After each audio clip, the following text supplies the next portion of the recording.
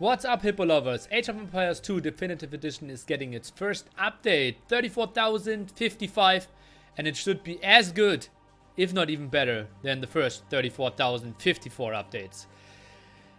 It is mid-December, so a bit more than 4 weeks after the game came out. A lot of people hated a lot on a lot of stuff here, and the devs did listen and worked a lot of hours, at least that's what I assume. And long text here, you can find everything down below, and we will go through the most important stuff. Winter celebration for everyone who never saw snow before. Then game stability, a nice thing maybe for MBL. Performance, yada yada. Campaigns, maybe someone likes that. Historical battles, okay. Campaign missions, achievements. I didn't have any achievements in my life, but here, civilization balance. That's where I feel at home. Let's take a look what they have for us. So, in general, we are starting with the... Can I close that? No, I can't. Steppe Lancers. So, let's take a look. The line of sight for herbivore creatures is now consistent. Cow and buffalo herbivores now see 3 tiles, while all others herbivores see 2 tiles. Okay, didn't even know that was a thing, but seems to be important.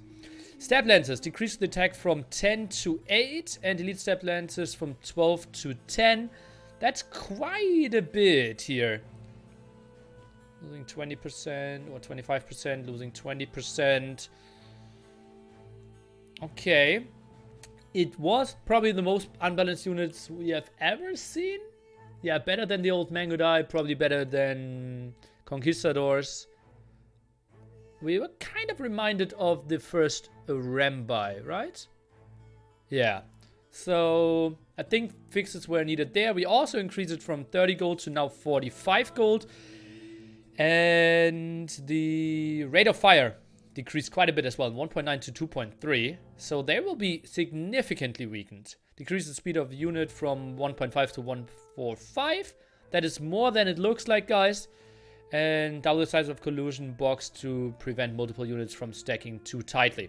That makes a lot of sense as well, because now you cannot like patrol them at the top and have them all clumped up and then attack, and no other unit can attack them. So that's a big fix in my opinion, and those others are basically fixing everything about them except line of sight.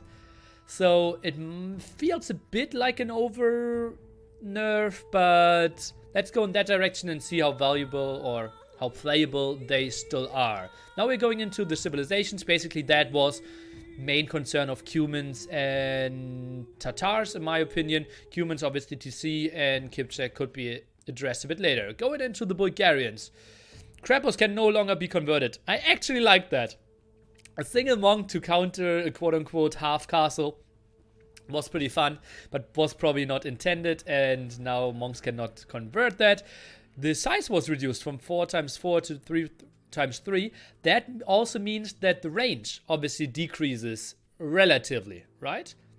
Because if the building is smaller and from there range is counted from the edge of the unit, the area that it covers now is a bit smaller.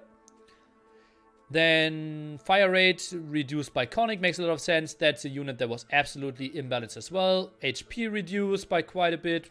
Not the biggest steps, but reasonable steps surely. And dismounted conic now takes additional damage from the samurai unit. Good to hear that. Slowed the rate of fire from 2 to 2.4 seconds. That's quite a bit by dismounted conics. So they got weakened, significantly increased their armor granted by Begain's technology from 3 to 5. Okay, so Bulgarians, I think the main issue was that it was too easy to get onto mass Krapost and spam those conics.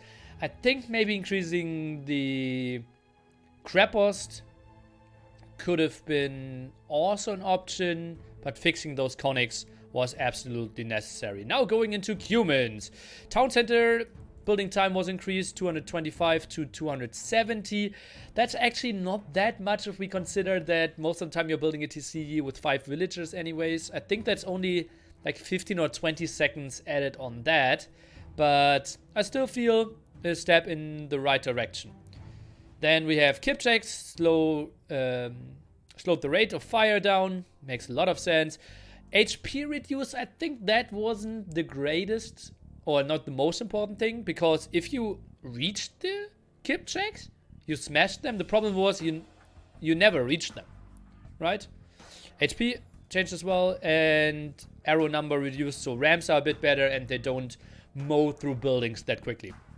Humans no longer have access to husbandry technology. That was really important because their speed bonus was just incredible. Increased the civilization bonus of the speed cavalry units from +5 faster each age. I'm not really sure what that means. Increase the civilizations bonus to the speed of cavalry units from +5 fast per age. Ah, that's feudal age +5, castle age +5, imp +5. Instead of the husbandry. Okay. Feudal age battering rams no longer deal arrow of effect damage to units. I think that's not too important. So humans get fixed TCs, or change for the TC, change for kip check, and obviously step lancers, the three main concerns.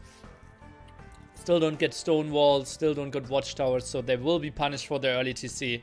I think that's a step in the right direction.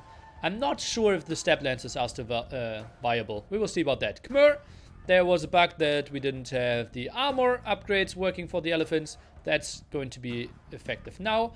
And then we think about Lithuanians. The cavalry attack bonus granted by capture relics no longer affects light cavalry. So we have Malians, light cav, still the only super sick damage output. The spam and imp was just too good for them. And also the relic cap was reduced from 5 to 4 here.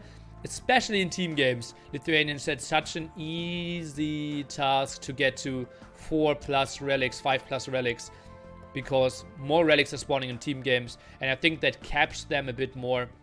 So it basically mainly goes into the paladin direction now with +4.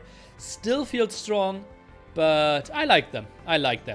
Then a fix for an old civilization, Mayans, Plumed Archers. We discussed it several times in the Balance Discord, and now it finally gets the change. Simply +5 gold, +5 wood. There might be more changes coming, we will see about that, but that's the first step. Plumed Archers was for a very long time probably the most cost efficient unit in the game, I want to say. You could argue, but yeah, was really strong. So that was a change. And Saracen building bonus is adjusted as well. +1 attack per age. So +1 feudal age, +2 castle age, +3 imp. And that makes a lot of sense, so that we don't crash through all the buildings in feudal age. And basically obsidian arrows in feudal age was just not really fair. Then we have some fixes for the Tatar. The Kashik is getting a bit more viable. 80 gold reduced now to 40. And health is increased a bit. So Kashik wasn't really a super strong unit, but the attack was reduced, so we can get those out a bit more. 40 gold, and we are still getting some gold back, and also the amount reduced here. So it goes a bit away from the unit that we already have so massively. The Boyars, the latest, and I'm forgetting another horse rider. It wasn't Cataphract, it wasn't Paladin. Well, you will know in the comments for sure. And it's a bit cheaper on gold now, a bit weaker. And I like that. It gives them a bit more of identity. And that was the main issue here, I would say. Then we have some fixes for the maps, not the most important thing. And we have one very important thing though, that will interest you a lot, because some changes for the map making happened. A lot of people complained, oh, there are a lot of maps that I don't want to play, what is this? And they listened to us and the most vocal guys. There will be a change now, that if you jump into the game, we will have an option of vetoing here. Look at that. If you don't like Black Forest, you don't like to play Team Islands, and you feel mega random is a bit too random for you, you can ban that. And if you are super hippo, you can ban even 4 maps. Debated. So 3 bans now for 1v1. And then I'll have double music, right? And that allows you, if your opponent bans 3 as well, to just randomly get generated 2 other maps. If we get into a 2v2, we can only ban 1 map. In a 3v3, we can only ban 1 map. And in the 4v4, we cannot ban at all. So it could be any of those maps if we play 4v4. If we play 1v1, you can just search for a map here.